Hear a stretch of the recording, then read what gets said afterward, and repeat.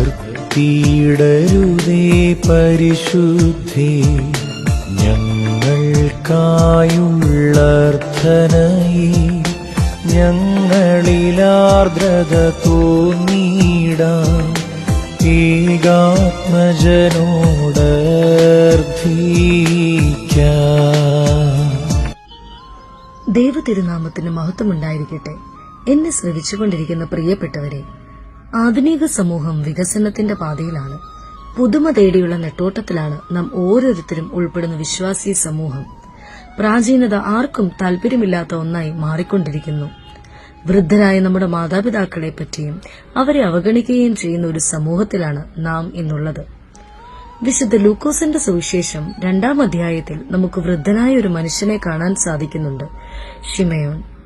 വൃദ്ധനായ ഈ മനുഷ്യനുമായി ദേവാലയത്തിൽ വെച്ച് സംഭാഷണത്തിൽ ഏർപ്പെടുന്ന ഒരു കുടുംബത്തെ നമുക്ക് കാണാൻ കഴിയും. ജോസഫും മറിയമും ഉണ്ണിയേശുവും അടങ്ങുന്ന നസ്രത്തിലെ കുടുംബം. ഇവിടെ ശിമയോൻ ആ കുടുംബത്തെ അനുഗ്രഹിക്കുകയും അതോടൊപ്പം മറിയത്തോട് വേദന ഉളവാക്കുന്ന ഒരു മുന്നറിയിപ്പും നൽകുന്നുണ്ട്. വിശുദ്ധ ലൂക്കോസ് 2-ാം അധ്യായം 35-ാം വാക്യത്തിൽ ഇപ്രകാരം പറയുന്നു: നിന്റെ ഹൃദയത്തിലൂടെ ഒരു വാൾ കടക്കും. അത്യന്തം വേദനാജനകമായ ഈ മുന്നറിയിപ്പിനെ കുറിച്ചാണ് അല്പസമയം ചിന്തിക്കുവാൻ ഞാൻ ആഗ്രഹിക്കുന്നത്. വൃദ്ധനായ ശീമോൻ നീതിമാനായ ഒരു മനുഷ്യനായിരുന്നു. ക്രിസ്തുവിനെ കാണുന്നതിനു മുൻപ് മരണം കാണുകയില്ല എന്ന് പരിശുദ്ധാത്മാവിനാൽ അരുളപ്പാട് ലഭിച്ച നീതിമാനായ മനുഷ്യന്റെ അടുത്തേക്കാണ് യേശുവിനെയും കൂട്ടി അവന്റെ മാതാപിതാക്കൾ എത്തുന്നത്. ഈ സമാഗമന സമയത്താണ് നിന്റെ ഹൃദയത്തിലൂടെ ഒരു വാൾ കടക്കുമെന്ന് ശീമോൻ മറിയത്തിനോട് പറയുന്നത്. എന്തായിരുന്നു ഈ വാൾ? അതാണ് നാം ചിന്തിക്കേണ്ടത്. വാൾ എന്ന് പറയുന്നത് കഠിനമായ വേദനയുടെ ചലിക്കുന്ന പ്രതീകമാണ്.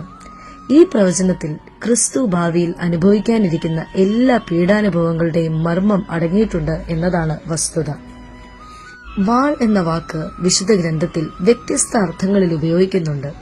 റോമർ 13-ാം അധ്യായം 4-ാം വാക്യത്തിൽ ഇപ്രകാരം പറയുന്നു: നീ തിന്മ ചെയ്യുന്നെങ്കിൽ ഭയപ്പെടുക, അവൻ വാൾ വഹിക്കുന്നുണ്ട്.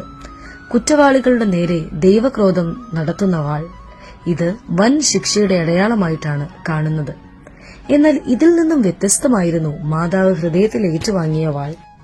മാതാവ് ഏറ്റുവാങ്ങിയ വാൾ പ്രധാനമായും 4 രംഗങ്ങളിലായി വിശുദ്ധ വേദപുസ്തകത്തിൽ ചിത്രീകരിക്കുന്നു.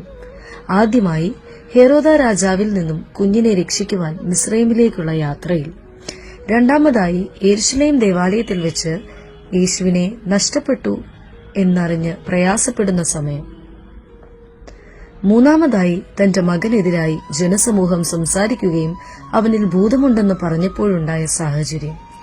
നാലാമതായി ക്രിസ്തു ഏറ്റുവാങ്ങുന്ന പീഡകളെല്ലാം കണ്ടുകൊണ്ട് ക്രൂശിന്റെ ചുവട്ടിൽ നിൽക്കുന്ന വേദനാജനകമായ സമയം. ഇത്രയും തീവ്രമേറിയ വാളിനെ മറിയം നേരിട്ടത് എങ്ങനെയായിരുന്നു എന്ന് ചിന്തിക്കുന്നത് നന്നായിരിക്കും. അത് നമ്മുടെ ജീവിതത്തിലേക്ക് പകർത്തുവാൻ സാധിക്കുന്നുവെങ്കിൽ ധൈര്യപൂർവമായ ചില നിലപാടുകൾ ഉയർത്തിപ്പിടിക്കുവാൻ കഴിയുമെന്നത് തർക്കമറ്റ സംഗതിയാണ്. വിശുദ്ധ കന്യകമറിയാം നേരിട്ട ഈ വാളിന്റെ അനുഭവത്തിലൂടെ നാം അനുവർത്തിക്കേണ്ട 2 ജീവിത ശൈലികളാണ് നിങ്ങളുമായി പങ്കുവയ്ക്കുന്നത്. ഒന്നാമതായി, കഷ്ടങ്ങളുടെ നടുവിൽ ദൈവഹിതം തിരിച്ചറിയാൻ സാധിക്കുന്നു.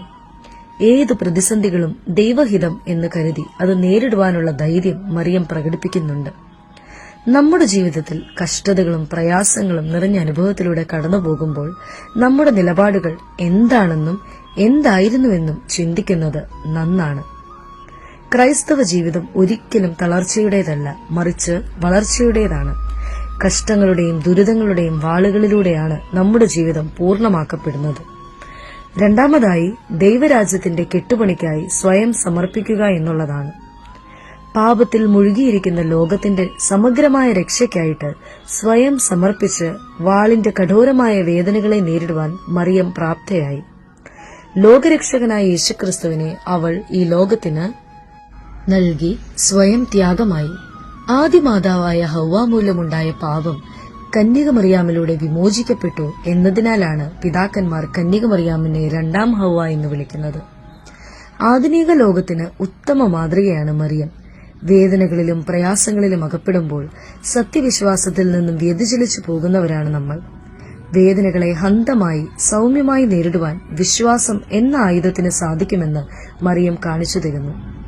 ഇരുമ്പ് കൂടുതൽ പാകമാകുന്നത് ആലയിലെ തീക്കനലിൽ കൂടുതൽ ചൂട് ഏൽക്കുമ്പോഴാണ്.